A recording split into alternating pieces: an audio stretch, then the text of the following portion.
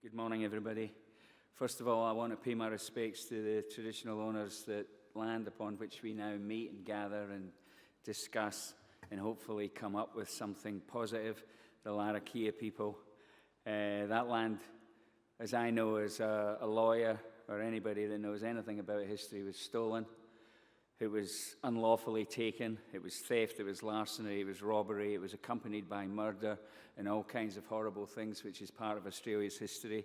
What I want to say, to put out at the beginning briefly, is that I want to basically act as a truth-telling, qualified expert on recent history, and specifically because of my profession, legal history, but not restricted to that, which will remind us, because we desperately need reminding, that this is not a crisis. This is a catastrophe, which has been going arguably since 1788, but in more recent years, where I've been at work daily, weekly, yearly, at the coalface, if you like, observing and noticing a horrendous, unforgivable degradation and depreciation and decline in basic morality and basic human rights, in particular for Indigenous people, but not restricted to Indigenous people. Human rights per se have evaporated in the 40 years I've been a lawyer in this jurisdiction, all of which is unforgivable. And my game plan here, because I have one, which is why I've agreed to come here, is to remind you of the fact that this decline has been going on for a lot longer than the last 5 years. It's been going on a lot longer since the tragedy of the 25th of April, when that 5-year-old child was abducted and consequently apparently murdered by another Aboriginal man from that town camp. This kind of stuff has been going on for a long time, and crimes such as this and crimes per se, we all know. Charles Dickens knew. Everybody's known from history that they emerge from social deprivation, poverty, dysfunction, usually accompanied by drug abuse, alcoholism, etc., etc. That's what causes this. It's not because they're Aboriginal. It's not because they don't love their kids. Wake up. Who are you kidding, Australians? This kind of horror happens when men and women are socially, economically deprived, disadvantaged, abused, told from the get-go that they don't belong, told from the get-go that they're subhuman, and history proves it as such. And believe it, this is what the white community are saying to themselves secretly and publicly. Told you so. Told you so. Hence terra nullius. That's what they're murmuring. That's what they're whispering. This is all actually quite convenient for their domination and your subjugation, your continuation of subjugation. And Aboriginal people now are in a worse position than they were 40 years ago. And let's remind ourselves of this. We're living in the richest country in the world. There's money everywhere in this country. And guess where the money comes from? Ironically, the land. The joint's a quarry. That's why it's so rich. Your land, Aboriginal land. Not anymore. Here's a prediction. The Land Rights Act is seriously under threat. Because this country has declined, depreciated, morally and politically, that Land Rights Act is under threat. I reckon they'll get rid of it. And then where will we be? Arguably the only thing that's retained Aboriginal sovereignty, power, agency has been the fact that, thank God, Gough Whitlam, and thank God, Malcolm Fraser, back then, where men and women were more decent, passed that act for good reason. But that's under jeopardy. Pauline Hanson, believe it or not, could become the Prime Minister of Australia. You can't laugh at that anymore. She could become Prime Minister of Australia. And why? Because Australians vote for her. And why do Australians vote for her? Because they're effed in the head. It's not that funny. Why did Donald Trump get voted in? Because Americans were effed in the head. And why are they effed in the head? Because they've become effed in the head through that 40-year period that I've lived and worked here. They weren't effed in the head 40 years ago, but we are now. We are lesser. We don't know what day it is. And it's all happened in my adulthood. I've seen it daily, weekly. I've seen human rights stripped. I've seen bail acts amended. I've seen judges turn a blind eye. I've seen judges become not judges anymore. I've seen judges being appointed because they're in the gang. This has happened in my lifetime. It's unforgivable.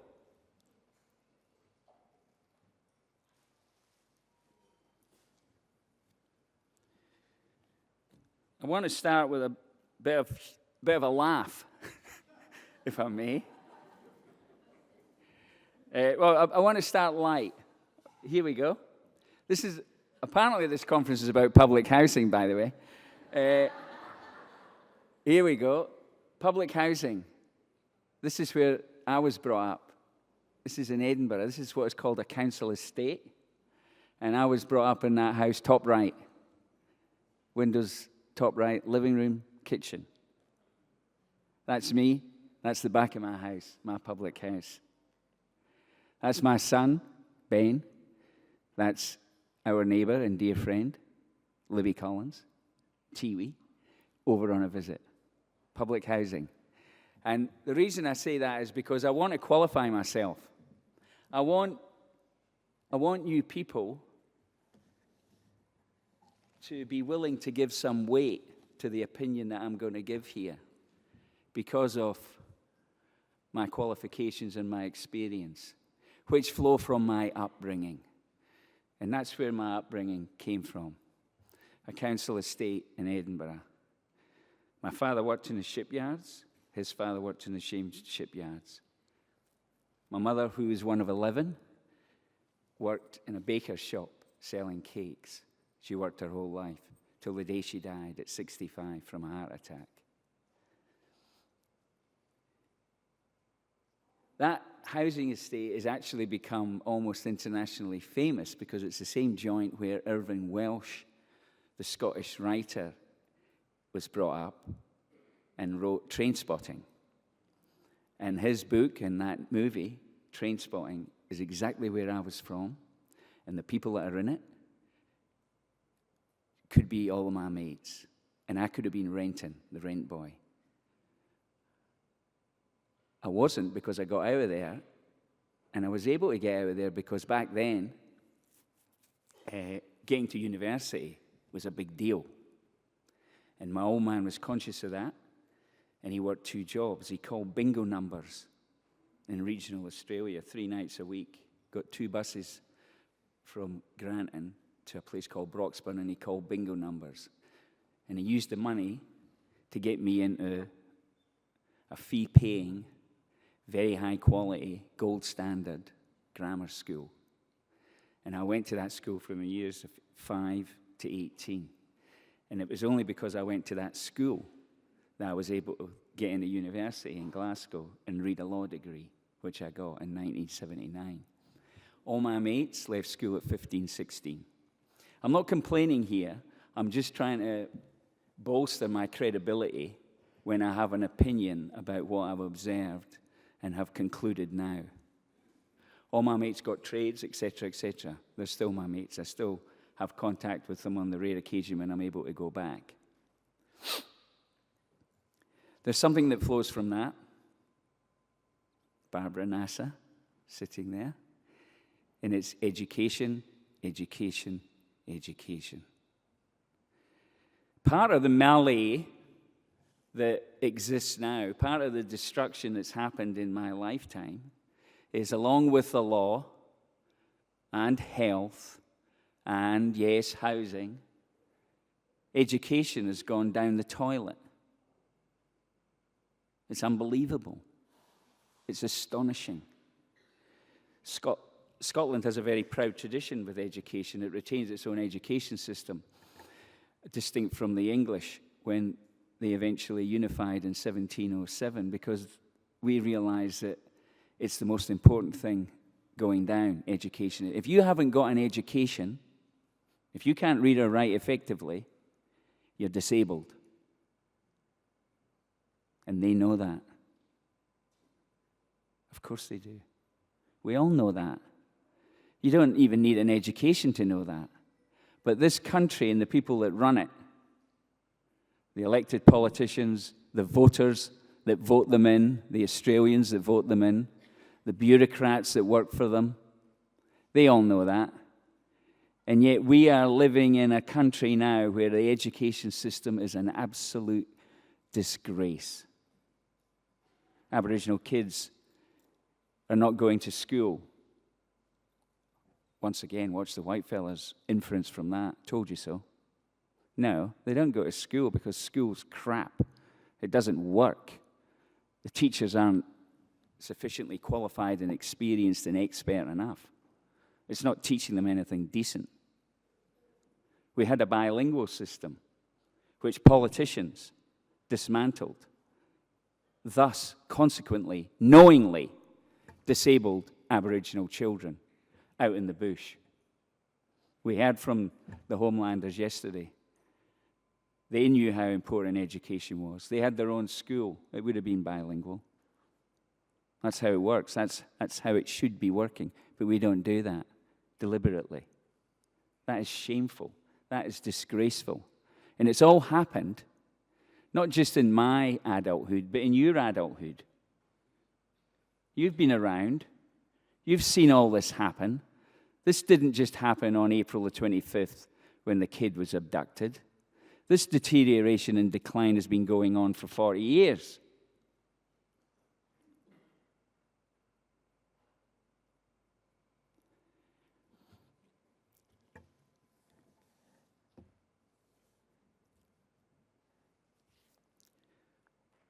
In 1980, I came over here for a laugh on a 6-month visa because I was privileged, because my dad worked 2 jobs that allowed me to go to a good school, that educated me properly, that allowed me to get a law degree, that allowed me to get enough dough to come over here for a 6-month visa. I was going back on my idea about within 4 or 5 months. But I met my wife, and everything changed accordingly, and I remained. And I've had 4 kids. I've got 5 grandkids, and Darwin is my home. I became a lawyer here in 1987. I got admitted. The first job I worked on was the Royal Commission into the Chamberlain convictions. That was pretty glamorous. It's been all downhill in a way since then.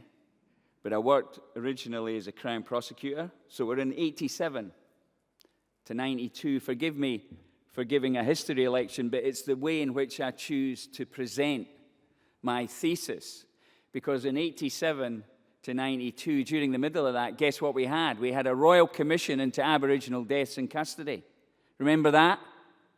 Or have they managed to erase your memory of that, which is what they do? Somebody smarter than me said this. I invite you to read it, and I'm going to read it out. The historic role of capitalism is to destroy history, to sever every link with the past, and to orientate all effort and imagination to that which is about to occur. Does it ring true, perhaps? As we have a meeting now to discuss the housing crisis. This isn't a crisis which tells you it's a recent thing. It's something we can get through. This is an effing catastrophe. We are in collapse. but we can still go to court today. Ben Grimes will go down with his criminal lawyers, and his clients will all get refused bail, and they'll all go to jail, and they will have nothing remotely like due process. We haven't got due process. Lydia, who's apparently radical, says we can't call it a justice system. Lydia, it isn't a system. Never mind justice. The court system, to which I've been serving for 40 years, is a jailing machine. That's all it is. You should go down there. It's unbelievable. It makes me physically ill now when I sit there watching the nonsense that goes on in there. The disgrace, the shamefulness. Aboriginal young men coming up on a video audio link from the jail. The lawyer getting up, saying, I've got carriage of this matter. They've had it for 24 hours. We're pleading guilty to everything twice. The facts aren't even read out. The sentence has come in and says, right, what are we going to sentence him to? And then the judge is told, oh, he's been in custody for 15 months. And everybody goes, that knows what's going down, the judge goes, oh, shit. I can't sentence him to anything near 15 months. He's going to get about 6 months at the most. What's happening here? What is he doing out there? Well, it's good he's still alive, because guess what's increasing? Rapidly. Deaths in custody. We had 3 in about one weekend a month ago. We never used to have them. Further evidence of the deterioration, the depreciation, the degradation, the disgrace that's happened on all of our watches. This is your village. This is my village. That 5-year-old girl is my girl. And it shouldn't be happening. And there are reasons for its happening. It's very explicable. And they're all disgraceful. And it's been going on from the get-go. But what's amazing is that in the last 40 years, believe it or not, it's got worse. So we go back to the Royal Commission into Aboriginal Deaths in Custody. Sat from 88 to 91. Bob Hawke instituted it because there was growing suspicion about the number of Aboriginal men that were dying in jails all over the country.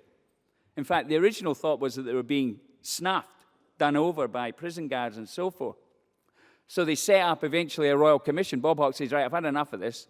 I want an inquiry into the whole lot of it. There was 99 deaths across the country.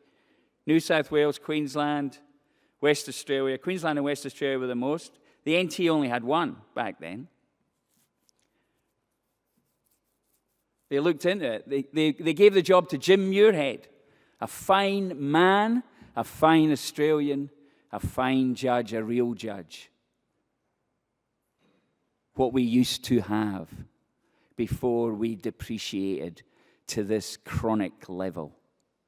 And that's why he got the gig, because of his reputation. He ended up being the administrator of the Northern Territory. He looked into it, and guess what he did, being a decent man, being a real judge? He says, oh, wait a minute, I'm not going to look into these 99 deaths. I've discovered, when I look at all the figures, that there's too many Aboriginal people in custody. This is incredibly disproportionate. They make up 2% of the population, but 25% of the jail population is Aboriginal. We need to look into that. Correct. Good on him. A real man, a decent man, like men and women were back then, but are no longer, because we are lesser, we are fallen, living in a fallen village. So he looked into it. Bob Hawke, go for your life. Set up several royal commissioners. Pat Dodson was one of them. They looked into everything twice. No stone was left unturned. They looked into an explanation why Indigenous people, so many of them, were in prison. They looked at education. They looked at history. They looked at justice. They looked at health. They covered the field. They got the world's best experts in to advise the commissioner. And he came to his findings. And he made 339 recommendations. And guess what a lot of them were about? Child protection, as well as justice, as well as health, as well as education. We've got the Bible. It was written then. The encyclopedia. And we've even got historians or politicians and bureaucrats that will say, yeah, well, we agreed with them, and we implemented them in part, in full, 75%. Yeah, no, it was all sort of, no, wrong. Not true. And so we batted on. And so did I. I left Crown Prosecutions after 5 years. And I got the job as the head lawyer at what was then NALAS and is now NAJA. What a ride. It was brilliant. It was fantastic. It was amazing. It was hard. It was hard. We had a council headed up by Pat Anderson. You'd all know Pat Anderson. She used to arrange with myself meetings with the lawyers when they had time. And she'd wave around the recommendations and she'd say, I know you're busy. I know you've got too much work. But if you've got time, if you can, see if these things are being implemented. It was political then. Political.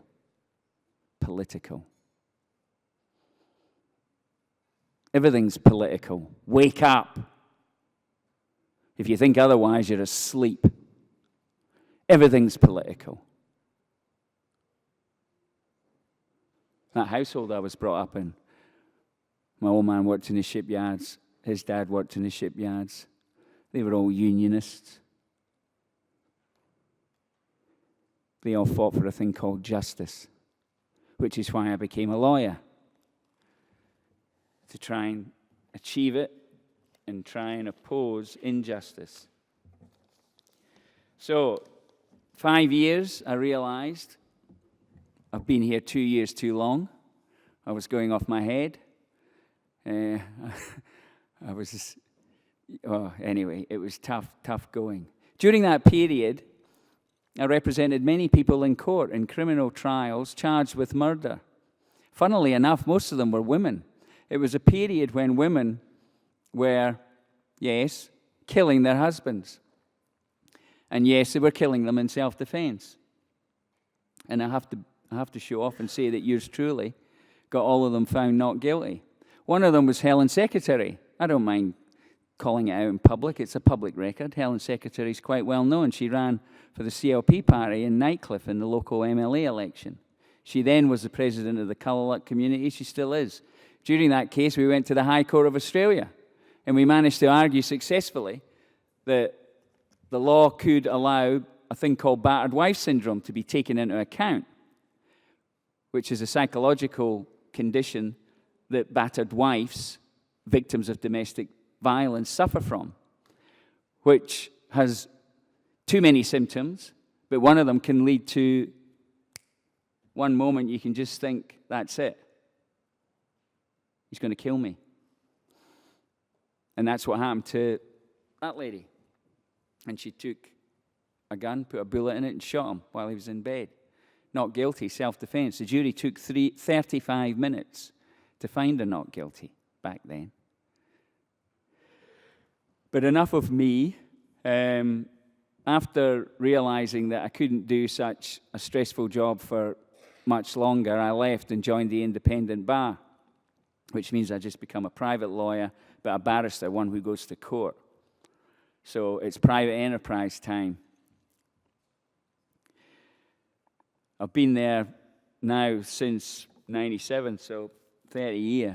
In 2010, I was appointed senior counsel, which is incorrectly called King's Counsel. They're the same thing, they're the equivalent.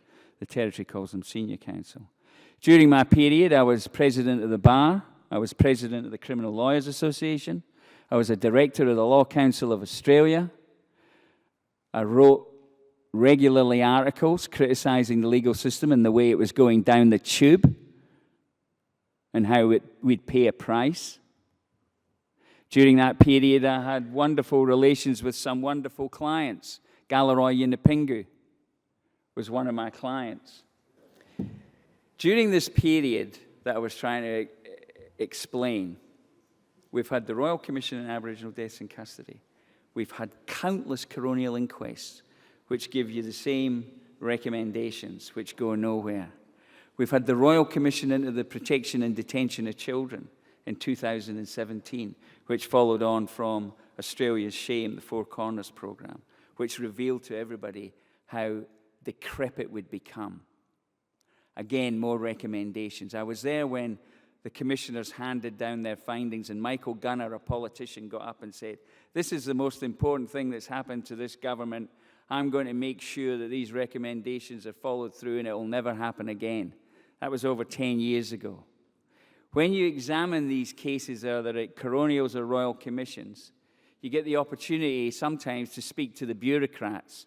We heard from one yesterday, Tom Leeming, the Chief Executive Officer of Housing. Do you remember what he was telling us yesterday? This is exactly what goes on at all these court cases over these 30 years. They hop the box and they say things like, "We're not being good enough." That's what he told us yesterday. The door on policy is open. It's all bullshit. It really is. It's just how they get out of jail card. It's garbage. Look at today's paper. The same line from the Prime Minister of Australia, who takes a half a day off to fly down and do some sobbing with some sobbers before he has a vigil and lights a candle and then goes back to AUKUS or whatever crap he's doing. Because you guys don't count. This is just pandering. This is a nonsense. And for all that period, too many people have been sucked in. I don't just come here to whinge and point out the negatives. My thesis includes that we need a cultural revolution. We need a moral rebirth. And there is a way to do that. History has taught us how these things happen. How do you think anybody ever got the vote? Men or women? How do you think the Franklin River was saved? How do you think Gandhi got the British out of India? How do you think Dr. King got votes in the southern states of America? And it's direct action only. That's the future. Without it, there is none. Thank you. That's it. That's it. Here.